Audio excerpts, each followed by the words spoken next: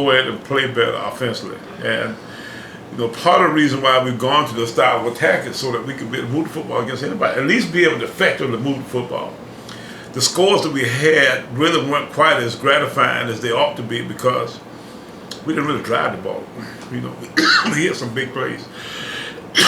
And I would have liked to have sustained more drives, which would have given us an opportunity to probably have a little bit better time possession kind of style. Let me tell you, when you get in those kind of games, the way you keep the game out of the 70s on your own is by maintaining the football some, and that's what the teams who generally can get in these kind of games and survive do. They can control the football. We didn't block them good enough.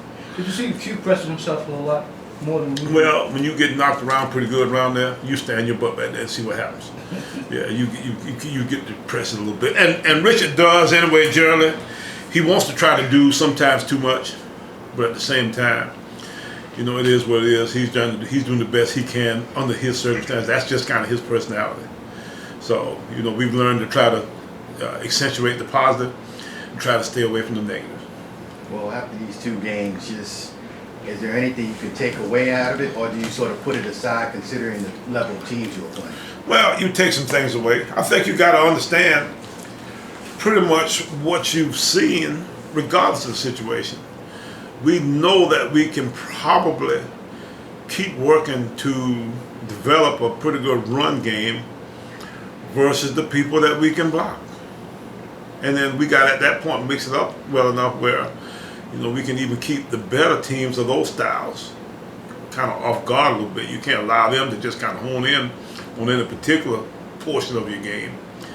And then we're not quite good enough up front to block the real good teams. The big time defensive line guys, overpower us a little bit. And I don't know if there's much you can do about that except for. And as we learn more about the style of offense that we're in, then we figure things out that we probably should stay away from. We had some pass protection problems that we didn't quite understand going into the game, to be perfectly honest with you. It'd be easy for me to say that it was something that was very high level, that kind of stuff. We learn it as we go to a certain point. This offense is new to us. And it's new to the game in general.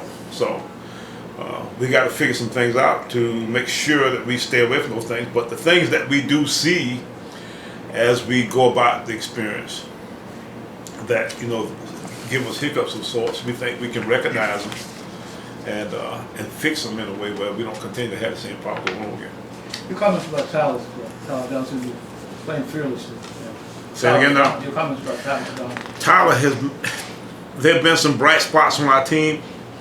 But Tyler has been one of the brighter ones. He really has grown up some.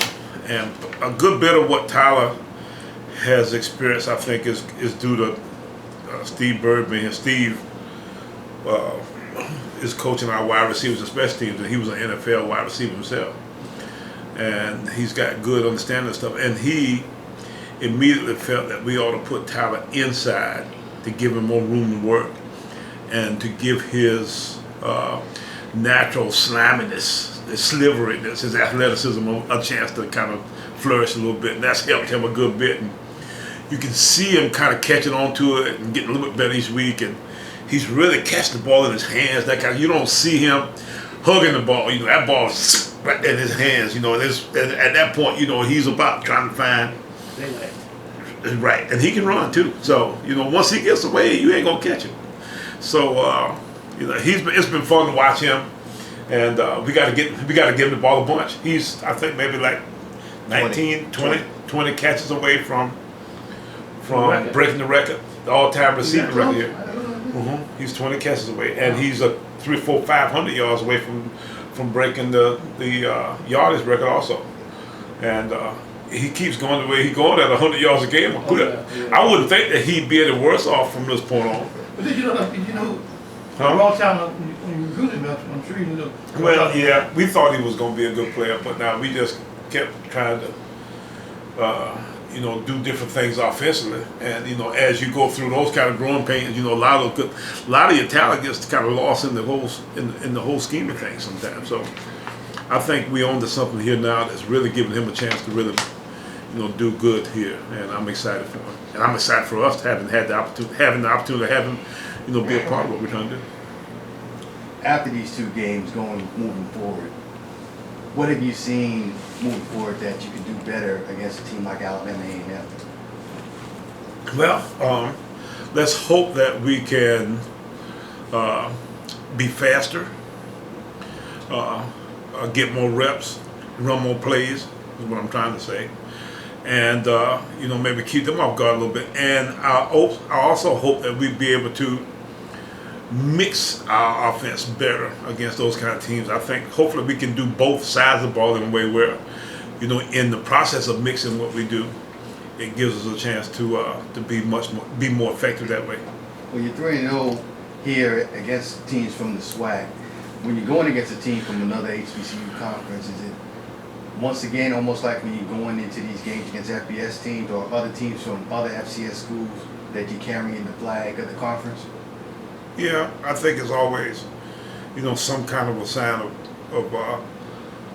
pride in the fact that you are an MEAC school versus SWAC school or whatever have you. When you play against different league schools. This has got some added implications to it also. Coach Jones was here, for a good many years. He's a Coach Jeffries guy, played for coach for coach, all that kind of coach here. Got coaches on the staff that are coach here, strength guys, all kinds of guys that we got friendships and associations with. So, you got all kinds of implications that way. Got our ex-presidents down there. We got all kinds of friends, who were here, who are there with him now, helping him try to, to run that fine university down there. So, I think it's a good fit. And I'm excited about having them come up for the weekend and hoping that we can, put on a good show. You can stay in similar too? They got turf just like ours, and I didn't recognize that until I started watching the film. Huh? I'm saying the front is that way as well. Is that right? I have not seen. Yeah. I have not been to Huntsville since. You know what? I think I may have gone through there a time or two recruiting, but I hadn't really gone to Huntsville and gone to Alabama A&M and looked around much. So. Right. Ben was down there with me. Ben Blacknell just passed away. I'd be excited to go and see, just kind of look around their place. But I hadn't been since in the 70s when I played there, I don't think. What's your future with the FBS schools, Coach? Well, I think we'll continue to work it. You don't ever go backwards, in that kind of experiment of sorts. And, we'll play Clemson again, I think maybe next. I think we got maybe some of the other mid-level size schools that I think we got a Bowling Green or something like that next year. So we'll continue to play those kind of schools. And it's always a good source of revenue for us. Our kids enjoy doing it. You have a kid or two, you always can look around. I'm always walking and looking in people's eyes, that kind of stuff, trying to see how people react and see who's enjoying it, who's not. And I see a guy too sometimes, who you can see a little intimidation there.